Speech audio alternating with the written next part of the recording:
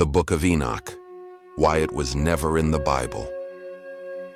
There's a story hidden in plain sight that was considered too dangerous for the Bible, a book that was well known to the apostles, yet left out of the final text. It tells of angels who betrayed God, forbidden knowledge that poisoned humanity, and the giant cannibalistic monsters they created. This is the story from the Book of Enoch, and this is why it was never included. Section 1. The Familiar Ground. To understand this forbidden chapter, we have to start with a story you probably already know. It's a short, cryptic passage in Genesis chapter 6. It talks about a time when the sons of God saw the daughters of men, thought they were beautiful, and took them as wives. The Bible then mentions that giants, the Nephilim, were on the earth in those days. And then, the story just moves on, leaving 1,000 questions behind. Who were these sons of God? What really went down? And why did this whole situation lead God to regret making humanity in the first place? The Bible we read today gives us just a whisper. But what if there was another ancient text that laid out the full, terrifying story? This is where the Book of Enoch comes in. For many early Jewish and Christian readers, this book wasn't just a supplement to Genesis. It was the story. It was the missing piece that explained the true depth of corruption that led to the Great Flood. Section 2. The Watcher's Descent. According to the Book of Enoch, this all starts not on earth, but in the heavens. A group of 200 elite angels called the Watchers had a sacred job to watch over humanity. But as they looked down from above, their sense of duty twisted into desire. They became totally consumed with lust for human women. Led by a leader named Shemihaza, these 200 Watchers made a pact. They swore an oath on Mount Hermon, locking themselves into a conspiracy of sin. They decided they would defy God's command, come down to earth, and take human wives for themselves. This wasn't a momentary slip-up. It was a rebellion born from lust, a deliberate choice to ditch their heavenly post for earthly pleasure. The Watchers knew what they were doing was a major transgression, but their desire was just too strong to resist. Section 3. The Forbidden Knowledge. The Watchers' sin didn't stop with just forbidden unions. Their betrayal went much deeper. They brought with them secrets from heaven, knowledge that humanity was never supposed to have. One of the lead fallen angels, a being named Asael, later known as Azazel, taught humanity how to make war. According to the Book of Enoch, he showed men how to forge swords, knives, shields, and armor. This knowledge of weapon making unleashed a level of violence the world had never seen. But it wasn't just about war. The Watchers taught other forbidden arts. They revealed the secrets of cosmetics, which the book claims led to vanity and promiscuity. They taught sorcery, enchantments, and how to use roots for magic. They pulled back the curtain on the secrets of the cosmos, not for righteous understanding, but for astrology and fortune-telling, pushing humanity to look for guidance in the stars instead of in God. This wasn't a gift of enlightenment, it was an act of pure corruption.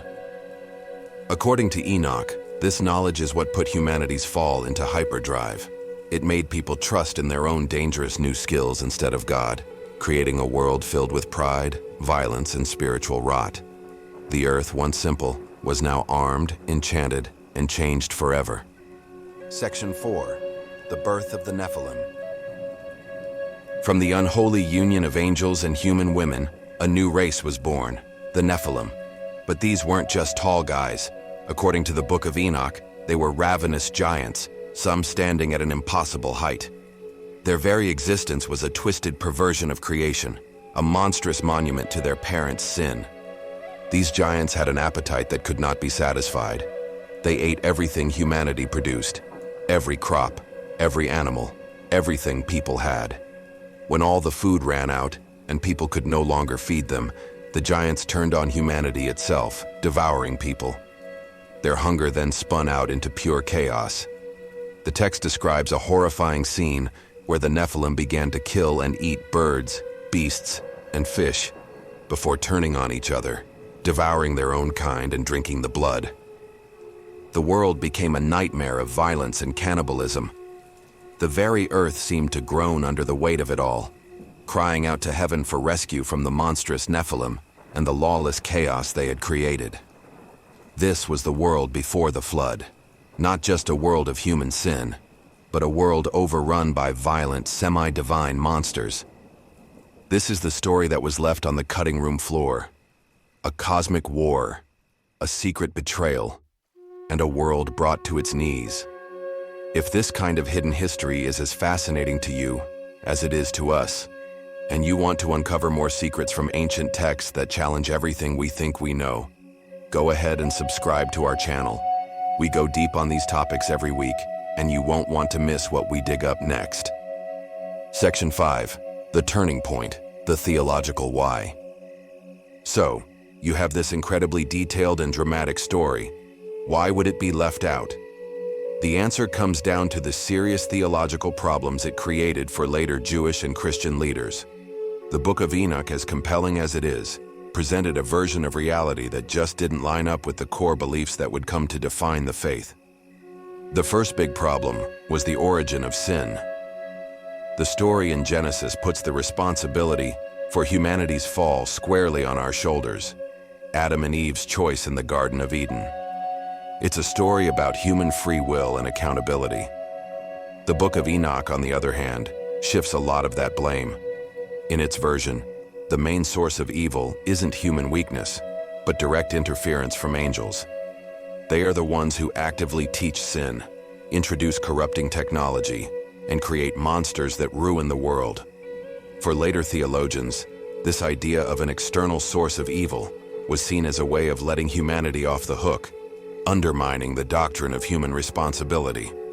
Second, the Book of Enoch gives a very specific and problematic origin story for demons. According to the text, when the giant Nephilim were finally destroyed, their disembodied spirits were trapped on earth. These spirits, born from a corrupt mix of spirit and flesh, became the evil spirits or demons that would plague humanity forever. It was a powerful explanation, but it was one that existed completely outside the framework of the books that would become the Bible. Ultimately, the theology of Enoch was one of cosmic warfare, and it complicated the more straightforward narrative of human sin and redemption that became central to both Rabbinic Judaism and Christianity. It was deemed heretical by some Jewish leaders because its teachings didn't align with the Torah. For Christians, it introduced complex ideas about angels and the source of evil that clashed with developing Orthodox beliefs. Section 6. The Climax, the Historical Decision. The exclusion of the Book of Enoch wasn't a single event, but a long, slow process of deciding which books were divinely inspired and which weren't, a process called canonization. A huge factor was that the Book of Enoch was never accepted into the Hebrew Tanakh, which Christians would later call the Old Testament. By the time of Jesus, the core of the Hebrew Bible was largely established, and Enoch simply wasn't in it. Jewish scholars generally viewed the book with suspicion, labeling it pseudepigrapha, a work written under a false name. They believed true divine prophecy had ended centuries earlier, which made a book like Enoch, written much later, ineligible. Early Christians had a more complicated relationship with the book. It was widely read and very influential. In fact, the New Testament's Epistle of Jude makes a fascinating reference that closely parallels a prophecy in the Book of Enoch, attributing it to Enoch the seventh from Adam. Themes from Enoch about judgment and fallen angels also echo in other New Testament writings. However, as the Christian Church worked to solidify its own canon, it mostly followed the Jewish precedent for its Old Testament. Church councils, like the Council of Laodicea in the 4th century, began creating official lists of which books should be read in churches, and these lists deliberately left out works like Enoch. Its controversial theology, its graphic supernaturalism, and questions about its authorship made it too problematic to be included. And so, the book was gradually pushed to the side. It was preserved not by the mainstream, but on the fringes.